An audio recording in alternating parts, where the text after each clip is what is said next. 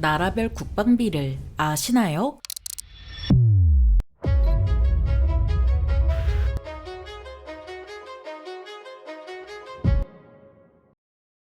안녕하세요. 지식스토리입니다. 이번에는 평시에도 무르르듯 나가는 나라별 국방비에 대해 알아볼 텐데요. 세계에서 국방비를 제일 많이 쓰는 나라는 누가 뭐래도 미국으로 무려 8,500달러, 한화로 1,226조 원이나 씁니다. 우리나라의 2025년 예산이 667조 4천억 원, 그중 국방비로 61조 4천억 원이 나가는 걸 고려하면 정말 어마어마한 수준이라는 걸 알 수 있습니다. 그런데 앞으로는 이렇게 어마어마한 미국의 국방비에 이변이 생길 수 있는데요. 럼프형이 돌아오면서 미국 행정부는 국방비를 매년 8%씩 줄인다는 파격적인 행보를 보였죠. 피트 헤그세스 국방장관은 고위 당국자에게 2월 24일까지 향후 5년간 매년 8%씩 삭감된 예산안을 작성하라는 지침을 내렸습니다. 헤그세스 국방장관이 내린 이런 지침의 의도는 불필요한 국방비 지출을 줄이고 과도한 관료주의를 거부하며 실행할 수 있는 개혁을 추구하려는 겁니다. 만약 이게 그대로 실행되면 내년에만 약 680억 달러의 국방비가 삭감되는데요. 이건 2013년에 재시행한 연방정부 예산 자동 삭감 조처 이후 최대 규모의 예산 삭감이죠. 다만 미국도 바보는 아니라 중국을 견제하는 인도태평양 사령부, 핵무기 미사일 방어체계 현대와 불법 이민을 차단하기 위한 예산 등은 삭감 대상에서 제외했습니다. 럼프형도 이런 삭감 계획에 동의하는지 미국과 러시아, 중국 모두 국방비를 절반으로 줄여야 한다고 했고 푸틴이 여기에 대해 좋은 생각이라며 맞장구를 쳐주었습니다. 갑자기 러시아가 왜 여기에 맞장구를 치나 싶은데요. 러시아는 우크라이나 전쟁으로 인해 국방비를 계속 늘려와서 줄일 필요성이 있기 때문이죠. 러시아는 2025년 예산의 약 32.5%를 국방비로 할당했는데 무려 13조 5천억 루블, 한화로 220조 원이나 됩니다. 우리나라에도 같은 비율로 적용하면 무려 216조 9천억 원으로 이 정도면 북한을 갈아엎고 우리나라의 90년대급으로 끌어올릴 수 있는 수준입니다.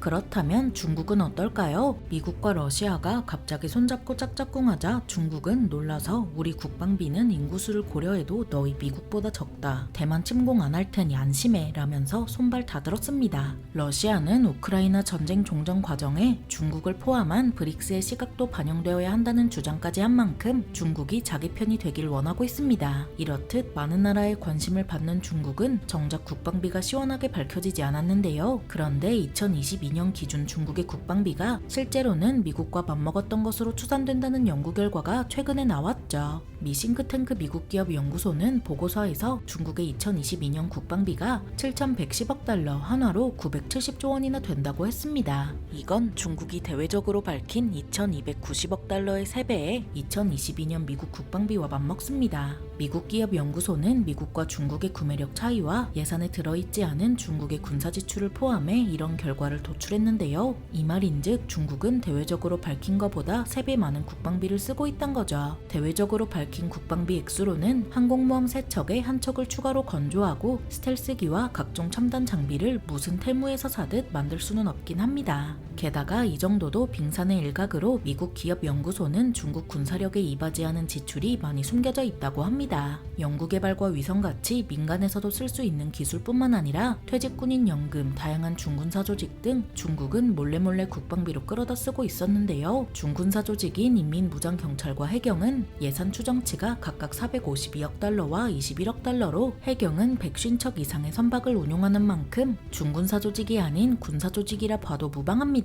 2025년 세계 군사력 순위에서는 러시아가 세계 2위지만 아무리 봐도 중국이 세계 2위로 보이죠. 숫자만큼은 중국과 맞먹는 인도는 어떨까요? 인도는 나렌드라 모디 총리 집권 이후 국방비를 꾸준히 늘려왔습니다. 인도는 작년에만 5조 9,400억 루피, 한화로 95조 2,970억 원을 국방비로 썼습니다. 인도는 지난 10년에 걸쳐 국방 현대화를 목표로 뛰어왔고 외국인 투자 유치와 방위산업 확대 기반을 마련하고자 노력해왔는데요. 그 증거로 재무부 장관도 국방 분야 혁신을 위해 기술에 능통한 청년이나 기업에 저금리 대출을 해주고 국방 분야 스타트업에 조세 혜택을 주는 등 딥테크놀로지에 1조 루피, 한화로 15조 9,900억 원을 썼죠. 뭔가 느릿느릿해 보이는 인도가 이렇게 국방에 투자하는 이유는 중국의 공격적인 방위 분야 투자와 파키스탄, 미얀마로 인한 분쟁 때문입니다. 인도와 함께 핵 보유국인 파키스탄은 국방비로 63억 4천만 달러, 한화로 8조 4,120억 원을 원을 썼습니다. 핵보유국치곤 초라한 국방비지만 북한과 마찬가지로 핵보유국인 만큼 인도 같은 대국도 함부로 건들기 어려운데요. 만약 두 나라가 전면전이라도 벌이면 상대적으로 파괴력이 낮은 전술핵이 쓰일 가능성도 빼놓을 수 없죠. 인도는 프랑스와 2024년에 국방우주 협정을 체결했고 군사위성을 같이 개발하는 동시에 전투기 엔진, 공격원잠, 수중드론 같은 고급 기술도 지원받기로 했습니다.